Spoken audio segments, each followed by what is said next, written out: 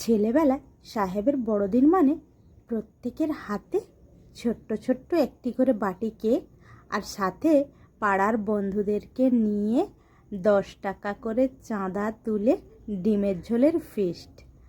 এবং বাড়ি থেকে যে যার চাল, কেউ নুন তেল, আমরা তো এইভাবে ফিস্ট করতাম।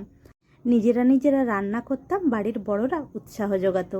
সেই রকমই একদম চায়ের যে ঠোঙার যে কাপগুলো হয়, সেই কাপ দিয়ে নরম তুলতুলে স্পঞ্জি কেক বাড়িতে বানিয়ে ফেললাম। খুবই সহজ কিন্তু বানানো, প্রথমবারই বানালাম। আর কিভাবে বানালাম চলো পুরো ভিডিওটি দেখতে থাকো, আশা করি তোমাদের সববার খুব ভালো লাগবে। তো আমি একটা বাটি মেপে 1 বাটি চিনি একদম মিহি করে গুঁড়িয়ে নিয়েছি মিক্সিতে। আর এখানে দিয়ে দিলাম কিছুটা ঘি। তোমরা চাইলে এখানে কিন্তু সাদা তেলও ব্যবহার করতে পারো। আমি বাড়িতে মারা ঘি ছিল, তাই আমি ঘি দিয়ে এটা করছি। একদম কিন্তু এটা ডিমবিহীন করব। এরপর ওই চিনির সাথে ঘিটা কিন্তু আমি খুব ভালোভাবে মিশিয়ে নিয়েছি। আর যে বাটিটা মেপে আমি চিনি দিয়েছিলাম, সেইটা মেপেই দিয়ে দিলাম 1 বাটি ময়দা, দিয়ে দিলাম কিছুটা বেকিং সোডা, আর দিয়ে দেবো কিছুটা বেকিং পাউডার। তো এখানে আমি বেকিং সোডাটা দিয়েছি 1 চামচ, আর বেকিং পাউডারটা দিয়েছি 2 চামচ, একদম ছোট চামচের। এরপর কিছুটা দুধ দিয়ে অল্প অল্প করে দুধটা মেশাতে থাকবো, আর এটাকে আমি নেড়ে একটা ব্যাটার তৈরি করে নেব। আর ব্যাটারটা কেমন হবে আমি তোমাদেরকে ঘনত্বটাও কিন্তু দেখিয়ে দিচ্ছি। তো দেখো ব্যাটারটা কিন্তু আমার রেডি হয়ে গেছে। এরপর ব্যাটারের ঘনত্বটা দেখাচ্ছি, দেখো ঠিক এই রকম একটা স্মুথ ব্যাটার আমি তৈরি করে নিয়েছি। এরপর এর সাথে মিশিয়ে দিলাম কিছুটা টুটি ফুটি।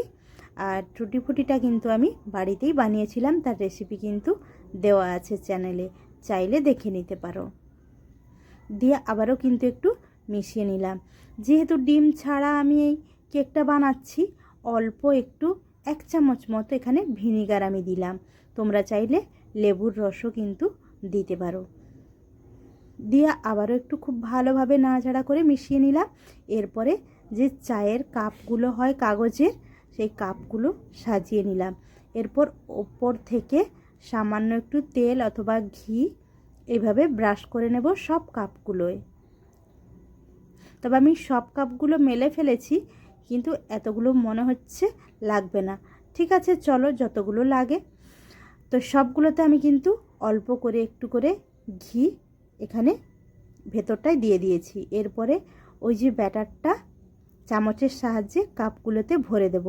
আর এই যে ব্যাটারটা ভরবো, এটা কিন্তু কাপগুলো ভর্তি করে দেওয়া যাবে না, এমনিতেই ছোট কাপ, আর এটা কিন্তু হাফটা করে আমি ভরে দিয়েছি।